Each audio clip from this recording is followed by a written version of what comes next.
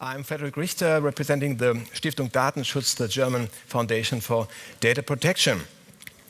So, Karin, is CDR just a new tool in the toolbox of public relations department, or is this something practical? Tell us what you do beside the GDPR on the ground, please. Yeah, so thanks, Frederick, and thanks for invitation to this panel. I have to admit I'm a completely newcomer to Privacy Conference of Bitkom, so I'm a little bit nervous, because I'm responsible. No need to at all. No, I don't feel nervous. I'm responsible for the GDPR sales initiative, so I'm lucky I'm not responsible for IBM's readiness. So it's easier for me to talk here in this auditorium. And I first thought when I had to talk about corporate digital responsibility, does this really correspond to GDPR? But I will show you in some minutes it does. It does definitely. For IBM, the topic of digital responsibility has always been a key topic. We are not in the consumer business, as you all might know, but most of our, or many of our customers are in the consumer business. So governmental customers are in the consumer business, and many others. So we have to prepare for them. And we see this corporate responsibility not only in how to develop technology, but also how to use technology. And are the two areas. So our CEO announced, I think, 2 or 3 years ago, our principles for trust and transparency. And they evolved somehow over the time. At this point in time, they consist of 2 main topics, main areas. The first area is all about data and data insights. And we say the data of our customer belongs to our customer, and also the insights derived from the data belongs to our customers, and they are not relieved and our customers don't need to relinquish the right to their data or the insights relieved from the data to benefit from our solutions. We are fully committed to protect the data privacy of our customers' data, and that's the reason why we started with the GDPR program. It's a worldwide program. It's about readiness to get IBM ready for GDPR, and it started more than 2 years ago. It's a worldwide program, and it was run worldwide in 170 countries, all the countries where we do have IBM subsidiaries, not only in Europe. And what did we do there? We developed our own methods and we developed our practices to make our company ready. And we implemented our own software solutions. We expanded the capabilities of those solutions and implemented it in our own company. So we can now really say we drink our own champagne. And with all this expertise, we can now support our customers to get there. I think most of you were here today in the morning when Susanne Demel told us there was a new Bitkom survey issued, and as I remember correctly, 25% of customers can say they are really ready. So I think there is enough potential for many of the companies here to support our customers. And we feel that many customers at the moment are on the point that they start with the automation of the data subject rights, for example. Many have the issue of data discovery, especially in the area of unstructured data. Many have issues with consent management. How do I manage this in one place and keep the overview? And also about data breach reporting. So these are the issues that we see that our customers are facing. So teams around IBM are there to support them, and we're really interested to stay in contact with you or get in contact with you maybe later at the networking. Now I would like to turn to the second big topic. The second big topic is around new technology and systems like artificial intelligence. We had several speeches today around that, and what we try to do is we try to get more transparency in those systems, because many of our customers say that they are missing trust in those systems because they are not explainable. Yeah?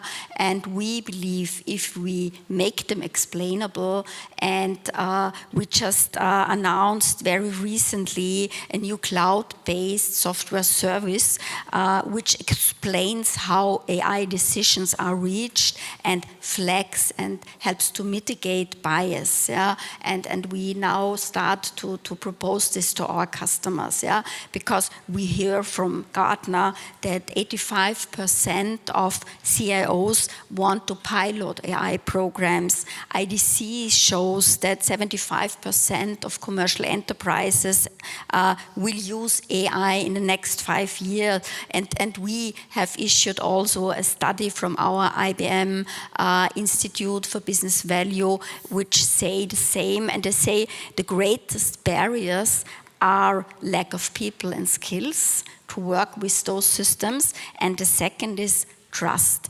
Trust is missing, and fear not to be compliant. And this is something we together have to overcome, and where we need to support our customers. When people listen to us, perhaps it's in their mind that they think, let's call it corporate data responsibility, because it seems to be all about data. Matthias, is our view a bit too narrow? Do we have to think in other categories than, do we use too much data, or perhaps we should beneath the bar what is allowed? Do we have to think in a broader view? What makes digital more than data for you in this notion? That's pretty hard to answer.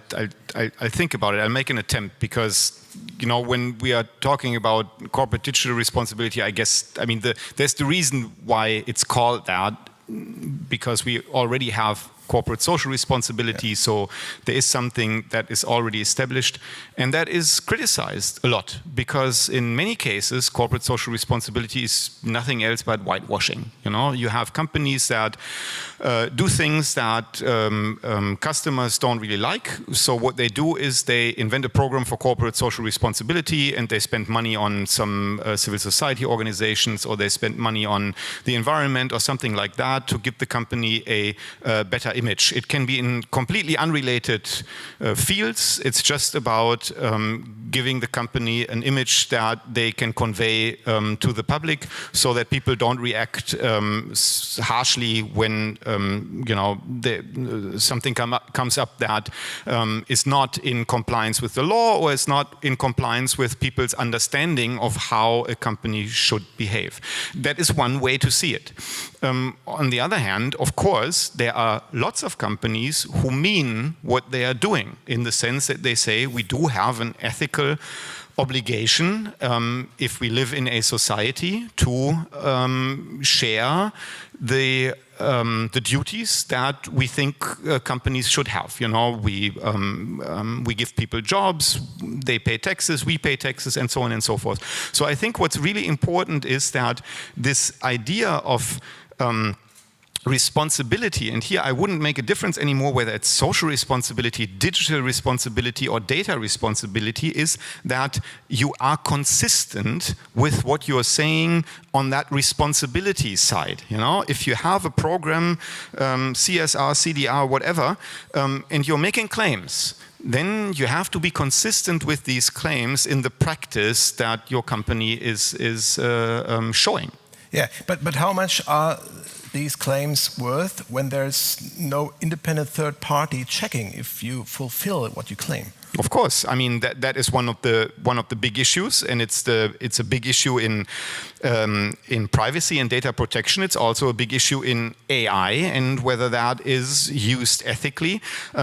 Part of the reason why AlgorithmWatch exists is exactly that. You know, we are a civil society organization that wants to hold companies accountable for what they're doing, in the sense that we would like to explain what they're doing. We would like people to understand better what they're doing. And of course, if someone behaves in a way that we think is problematic, and problematic is a wide range of things, I won't go into detail right now, then we would like to point the finger at them and say, is there a need to change something here? But of course, I mean, AlgorithmWatch has existed for 2 years. We do have funding, but we are 4-5 people, all with part-time jobs. Now, what can you expect? Can we hold all these companies accountable, IBM and Microsoft and Google and Facebook and so on and so forth? Of course, there are other ways to do that. There's journalism, there's government, there's oversight institutions, and I think all of that has to work together. And with privacy, we already have years and years of experience. And with we call it automated decision making, because we don't want to focus so much on AI, because no one can really say what AI is. But what we say is, if there is automated decision making in relevant fields that have an impact on the individual or society, then we also need to have these oversight mechanisms. And we are just right now debating, not just today, but everywhere in these different conferences and in research projects, what this exactly means. But we are at the beginning. Is transparency, we have a question right there. Yeah, one question if I may. What is the difference between compliance and corporate digital responsibility? Because if you say that you are aiming at processing data in a transparent and fair and comprehensible manner, I mean, that's in the GDPR, that's nothing new, and I don't think that's, you know, particularly rewardable, because it's a legal obligation. So I would like to understand, I had actually understood Mr. Billen to say that ethics and corporate digital responsibility is something more. You should do more than just comply. It's hard enough to comply. So, yeah, could you please explain what the additional layer is? I think to comply with law is something that everybody could expect. All of us have to respect law, I think just now it's really a hard job for many companies to comply with the GDPR. But as in corporate social responsibility, it's always mean it's more than it's asked by law. It's about voluntary activities that could be, let's say, digital education, digital inclusion. That could be something that a company who is offering smartphones is not only selling them, but is take a decision to that they are responsible also for data security issues.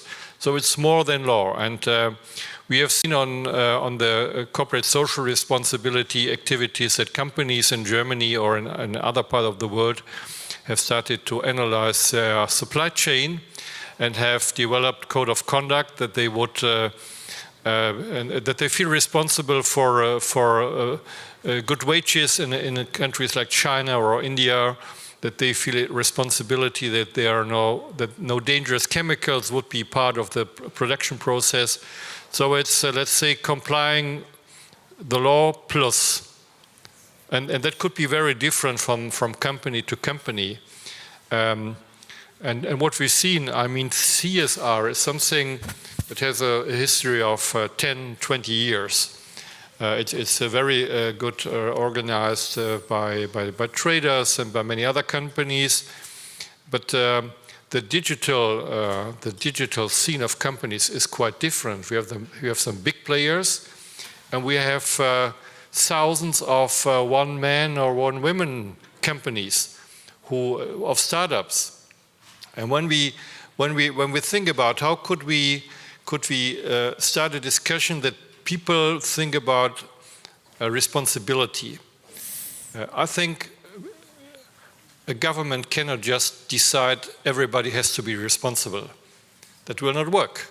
So we had to find ways to encourage people to develop and connect people to demonstrate what could be best practice, to talk about things everybody could do.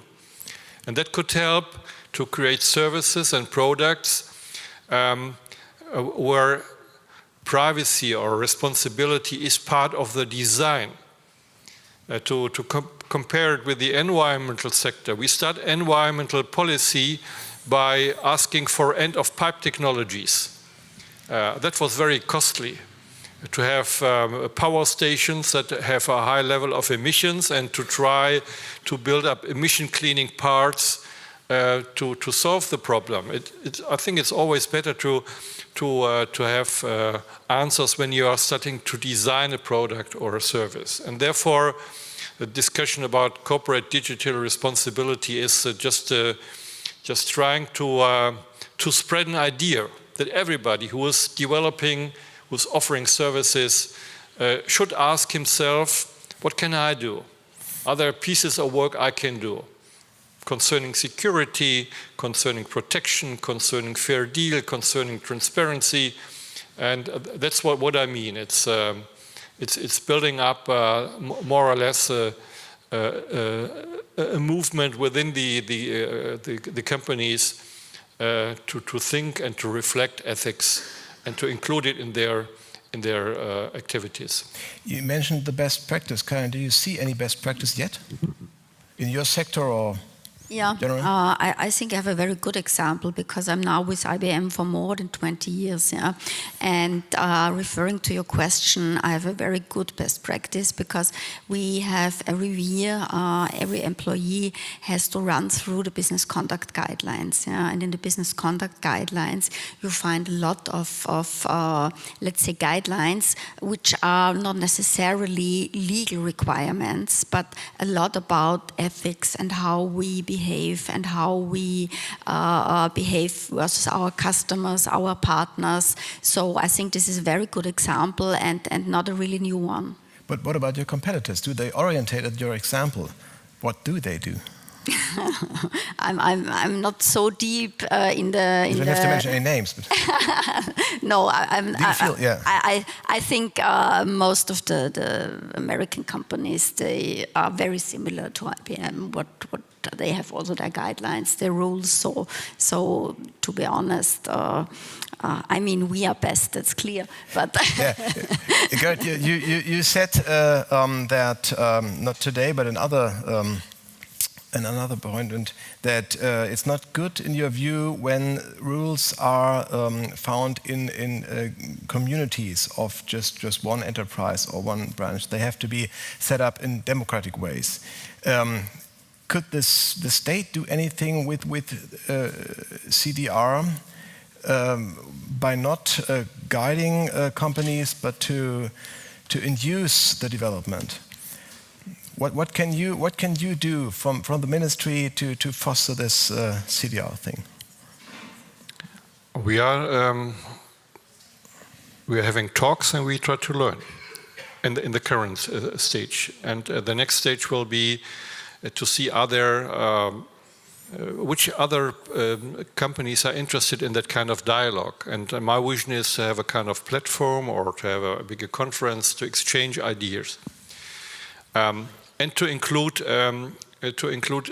stakeholders like consumer organizations, like civil society organizations, to listen what is the society expecting from the government, but also what is society expecting from a company. So it's a lot about listening and identifying issues that could be important, and then the companies have to decide what has priority, what is not priority, and what could be their reactions.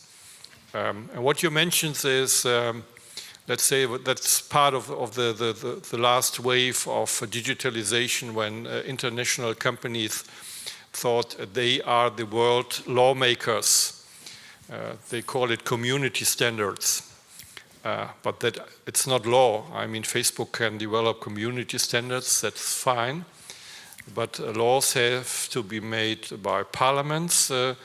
Laws have to be, there must always be a chance that somebody who's not happy with the law can go to a court and try to get in other decisions. And that was the debate we have, especially with social networks. And I think there is a need for maybe in some parts on the sales law, for example, to adopt it to new developments. But as I mentioned, we are now, for the next 3 to 5 years, we are now in the period. But as we see now, there is not that real need to have totally new laws or to have a radical change in laws.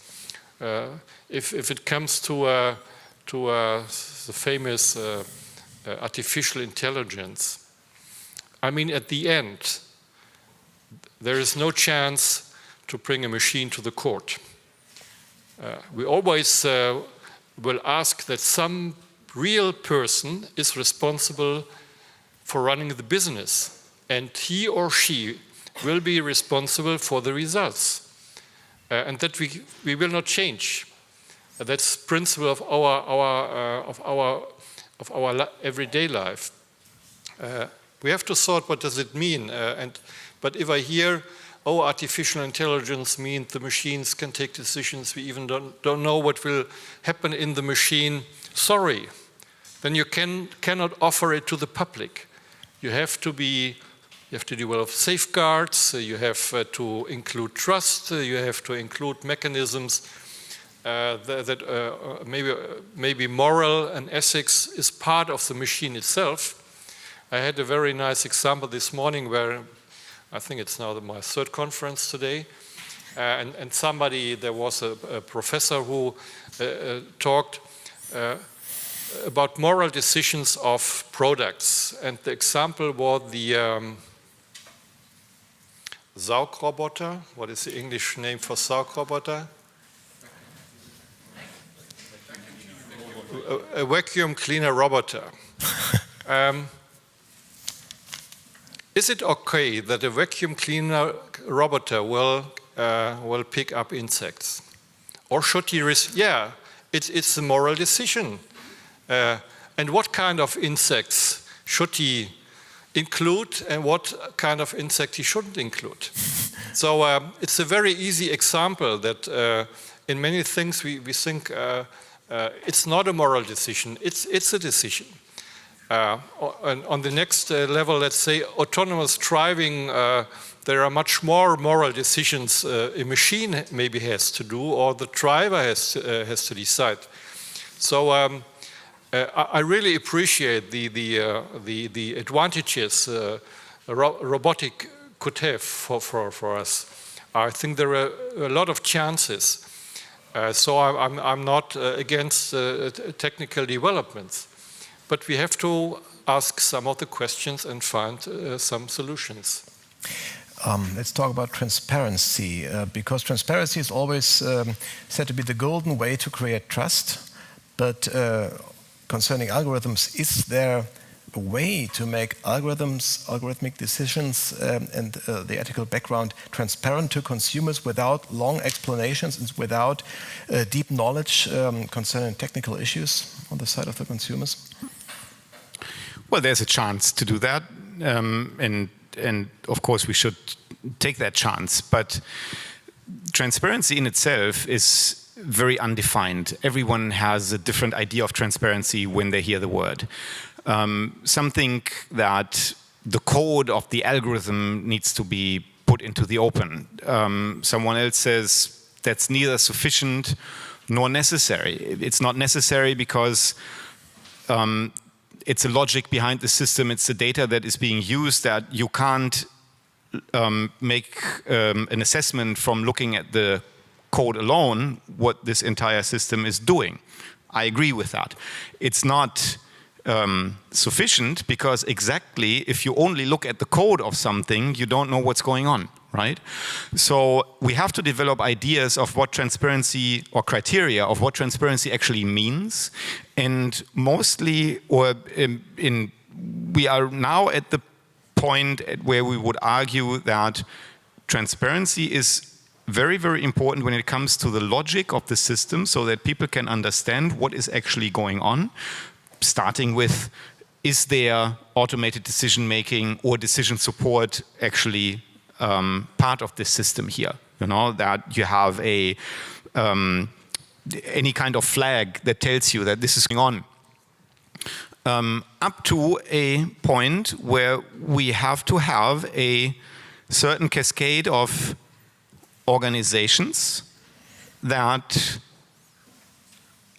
are able and willing and also have the authority to look at this in more detail, because we cannot accept consumers. I don't even think that we can accept companies to be able to completely understand in that way the technology that is being offered to them. I mean, this is Bitkom here. This is not so much focused on the consumer in the end, but this applies to B2B as well.